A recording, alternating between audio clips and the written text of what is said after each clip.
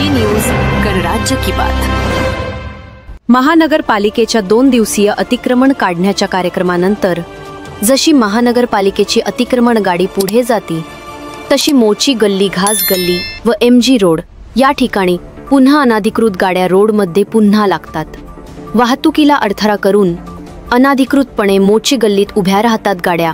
आयुक्त डांगे साहेब, हे अनाधिकृत व्यवसाय काढत वाहतूक रोखण्यासाठी कायमचा बंदोबस्त करा, मार्ग काढा लोकांनाही आणि गाड्यांनाही।